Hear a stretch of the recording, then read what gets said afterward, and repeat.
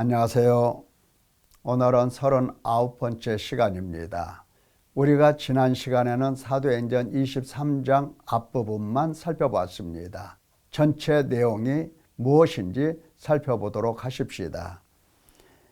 첫째는 진실과 위선의 차이에 대해서 누가가 기록했음을 보았고, 두 번째로는 이제 바울 사도가 바리새인을 자극합니다. 내용을 보면 바울이 그 중에 일부는 사두개인, 다른 일부는 바리새인 줄 알고 나는 바리새인의 아들이다 하면서 죽은 자의 소망 곧 부활로 말미암아 내가 신문을 받노라 이렇게 증거합니다. 그러자 사두개인과 바리새인들 사이에 다툼이 일어나면서 바리새인은 우리가 이 사람을 보니 악한 것이 없도다 이렇게 바울 편에 서서 이야기를 해줍니다. 이것으로 모든 게 다 끝나나 그렇지가 않습니다. 자, 세 번째 내용을 보면 주님의 말씀이 그날 밤에 바울 곁에 서서 이렇게 말씀하십니다. 담대하라. 네가 예루살렘에서 나의 일을 증언한 것 같이 로마에서도 증언하여야 하리라. 지금 바울 사도가 예루살렘 백성들 그리고 공회원들 그들 앞에서 복음을 증거하는 모든 모습을 보고 계십니다.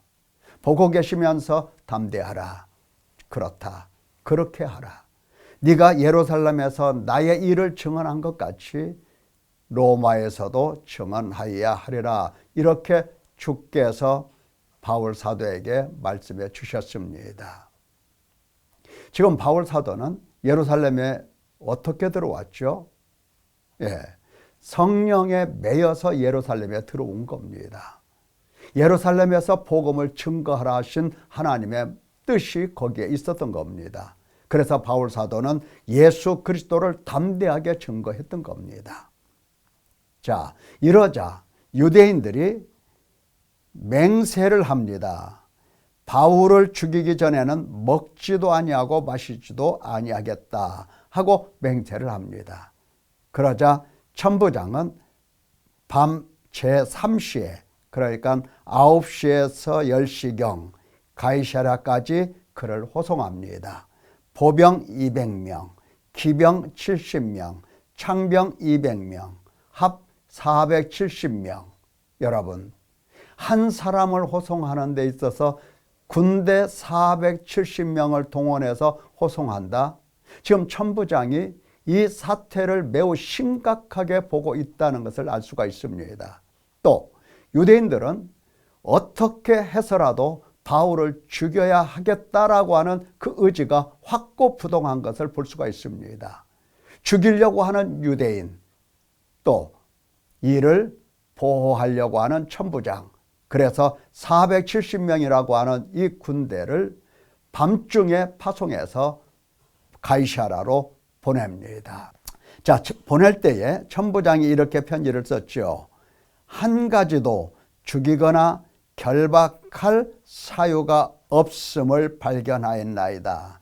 이게 천부장의 증언이에요. 바울 사도 신문 해봤잖아요. 죽일 일이 있어요? 없어요? 없어요. 결박할 이유가 있어요? 없어요? 없어요. 그래서 총독에게 그와 같이 편지를 쓴 겁니다. 죽이거나 결박할 이유가 하나도 없나이다. 총독이 편지를 받고 바울을 묻습니다. 네가 누구냐? 길리기아 사람인 줄, 다시 말하면 로마 시민 줄을 알고 헤롯궁에 그를 지키라 명령합니다. 자, 이것이 바로 23장의 내용이에요. 자, 그러면 앞으로 돌아가서 하나님께서 바울 사도를 예루살렘으로 데리고 오셨죠. 복음을 증거하게 하셨죠. 왜 복음을 증거하게 하셨을까요? 어차피 예수님을 믿지 않은 사람들이잖아요. 심판하시면 되잖아요. 저주하시고 심판하시고 그들을 지옥불에 던지면 되는 일입니다. 그런데 왜 하나님은 바울 사도를 데리고 오셔서 이와 같이 바울의 입을 통해서 회칠한 담이여 하나님이 너를 치시리로다. 이러한 책망을 선포하게 하셨을까? 예루살렘은 하나님의 토성입니다. 하나님의 백성이라고요.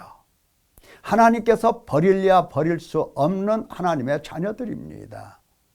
그래서 하나님은 끝까지 거역하고 믿지 아니하고 하나님을 배반하고 하나님을 멀리하는 그들에게 끝까지 다가가셔서 복음을 증거합니다.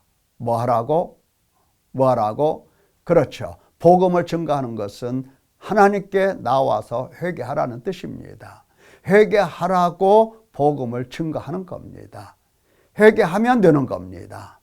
자, 회칠한 담이여 이렇게 선포했을 때에 나 자신을 돌아보면서 내가 하나님 앞에 얼마나 거짓과 얼마나 큰 위선으로 지금까지 내가 살아왔는가 하는 것을 살펴보면서 하나님께 나아가서 회개하면 되는 겁니다. 회개를 위해서 이와 같이 책망하신 겁니다. 우리 예수님의 말씀 보혜사 내가 그를 너희에게 보내리니 그가 와서 죄에 대하여 의에 대하여 심판에 대하여 세상을 책망하시리라 이렇게 말씀하셨어요.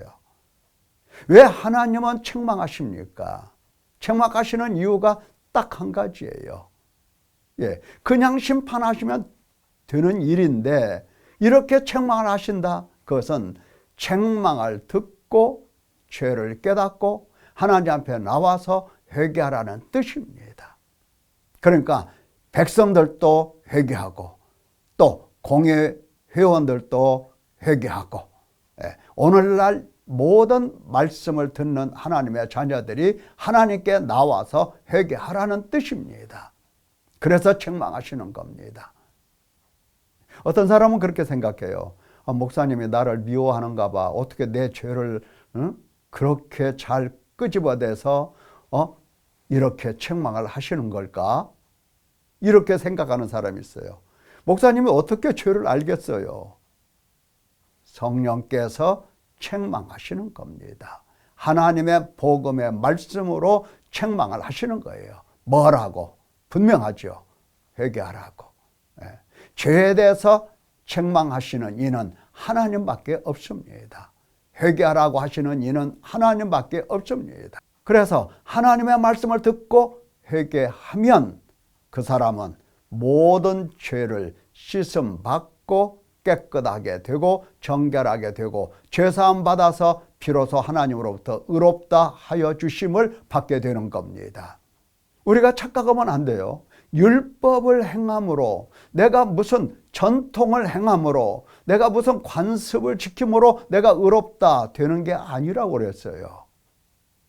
사람이 의롭게 되는 것은 결코 내가 무엇을 지켜서가 아니고 하나님께서 씻어주시고 깨끗게 하시어 의롭다 하시는 그 은총 속에서 의롭게 되는 것입니다. 이것을 잊으면 안 돼요. 그래서 하나님은 우리에게 찾아오셔서 죄에 대해서 책망하시는 겁니다. 자, 사랑하는 성도 여러분, 하나님께서 하나님 말씀으로 나를 책망하실 때는 감사함으로 받으십시오. 그리고 그 말씀이 의미하는 바를 따라서 내가 하나님 앞에 무엇을 회개해야 될 것인가 죄를 찾아내면서 끝까지 회개를 해내셔야 할 것입니다. 하나님은 이와 같이 말씀을 선포하시어 우리로 하여금 새 사람을 만드시고 하늘나라의 기쁨을 우리에게 나타내 주시려고 하시는 겁니다. 아무쪼록 회개를 통해서 하나님의 사랑 안으로 들어가시기를 예수님의 이름으로 축원합니다. 감사합니다.